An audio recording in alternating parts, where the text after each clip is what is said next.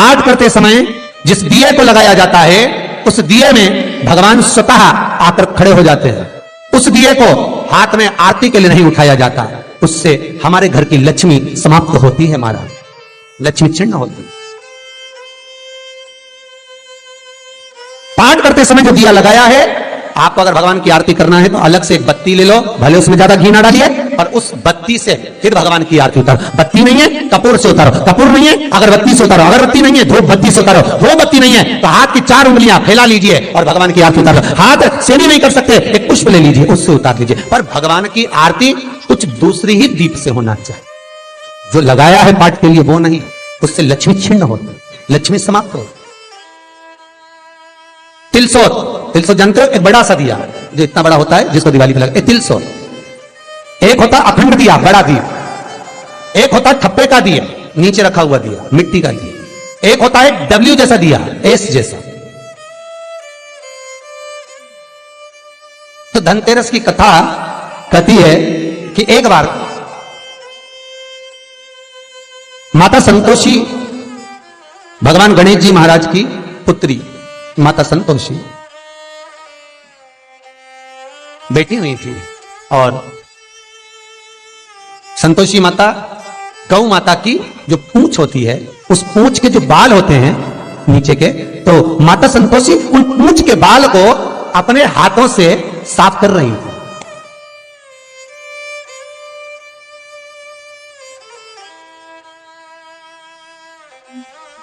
नीचे का जो हिस्सा होता है, आप लोग ध्यान देंगे तो आपको मालूम पड़ेगा, जैसे पूंछ होती है तो नीचे का जो बाल होते हैं गौ माता के, उस पूंछ के बाल को मां संतोषी साफ कर रही है, उसको धो रही है, पोंछ रही है, साफ कर रही है। सुशीला गाय मां संतोषी के नजदीक में विराजमान है, मां उसकी पूंछ के बाल को साफ कर रही है। माता संतोषी ने सुशीला को देखा, देखकर कहा, ओ सुशीला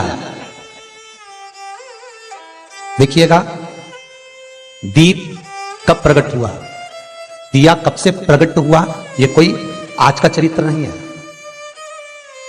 संतोषी गणेश आज का चरित्र नहीं है, ना त्रेता का, ना द्वापर का, ना कलिकाल का। सतयुग में भी, प्रबल सतयुग के अंतर्गत जब भगवान गणेश जी महाराज को पद प्राप्त हुआ, और भगवान गणेश जी महाराज के मंगल विवाह के बाद में जब शुभ लाभ प्रकट हुए, उनके रक्षा सूत्र बांधने के लिए भगवान गणेश जी महाराज ने माता संतोषी को प्रकट किया। यह चरित्र उस समय का। दीप मां सुशीला के पूंछ के बालों को साफ कर रही है, और माता संतोषी ने सुशीला से कहा, सुशीला जग कल्याण के लिए, जगत उद्धार के लिए मैं चाहती हूं, जैसे बहुला का पुत्र मनोरथ है, बहुला गाय का पुत्र मनोरथ, उसकी कथा कई बार आपको शिव पुराण में कही, जैसे बहुला का पुत्र मनोरथ है, मैं चाहती हूं जैसे मनोरथ का नाम आज भी जगत में विख्यात है। आप कभी वृंदावन जाएंगे तो वहां पर पंडा जी पूछेंगे आप कौन सा मनोरथ करवाना चाहते हैं, आप मनोरथी बन जाओ। मनोरथी का मतलब है इस उत्सव के यजमान, जैसे वशिष्ठ परिवार शिव महापुराण के मनोरथी है, वशिष्ठ परिवार शिव महापुराण का मनोरथी बना हुआ। मनोरथी का मतलब है उस उत्सव का मुख्य मनोरथी यजमान। चुनरी उत्सव के मनोरथी, झूला उत्सव के मनोरथी, तो मैं चाहती हूं जैसे बहुला गाय का पुत्र मनोरथ है और मनोरथ से मनोरथी बना, तो मां संतोषी कर रही है जैसे मनोरथ का नाम विख्यात है, मैं चाहती हूं सुशीला तू मेरे पास रहती है, तेरा पुत्र ऐसा हो जिसका नाम विख्यात हो। बाल के झड़ने पर, हाथ से पोंछने पर मां संतोषी के हाथ में एक दीप, तिलसोत जैसा दीप का भाव प्रकट हुआ, जो मां सुशीला का पुत्र कहलाया। वही दीप सम्मुख में जब लिया गया, मां सुशीला के स्तन से जो दूध जड़ा वो दीप में गिरा, दीप में गिरते गिरते दूध का जो जल था वो प्रहित हो गया, उससे घृत उत्पन्न हो गया और उसमें आप रूप ज्योति उत्पन्न हुई, आप रूप ज्योति उत्पन्न।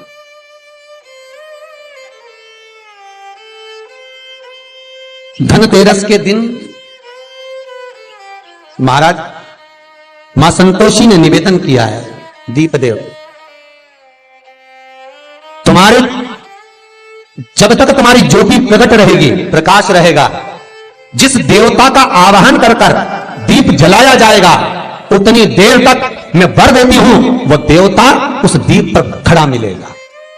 कई लोगों के मन का प्रश्न होगा ये जो उत्तर मिल रहा है,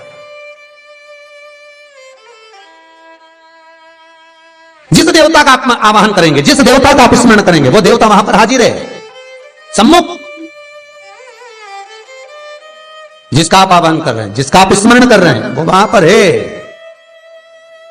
वहां विराजमान। कहा दीप संतोषी करेंगे, देवता वहां पर विराजमान होंगे। जितनी देर आप साधना करेंगे, अर्थात पाठ करने वाला जितनी देर पाठ करता है, उससे 21, जितना समय आपको लगा मालूम पड़े, 5 मिनट आपको पाठ में लगे, तो उस 5 मिनट को 21 गुना कर लीजिए, उस 5 मिनट को 21 गुना करना। तब तक वो दीप पर देवता विराजमान रहते, भले दीप ठंडा हो गया हो,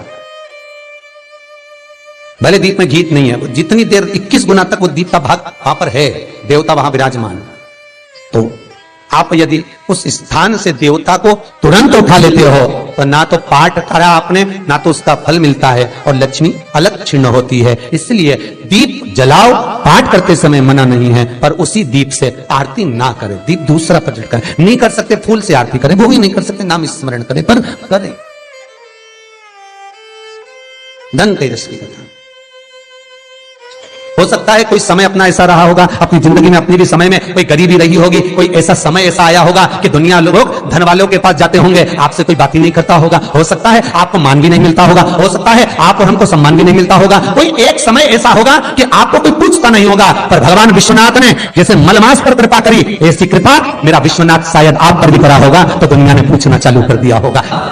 पूर्णिमा का स्नान, केवल गंगा का जल अगर आपके घर में हो, सरयू, नर्मदा नदी, जिस पवित्र नदी का जल आपके घर में हो, उसका एक ढक्कन पानी, थोड़ा सा जल बाल्टी में डालकर स्नान कर लीजिए। फिर वर्णन किया गया अमावस्या का स्नान।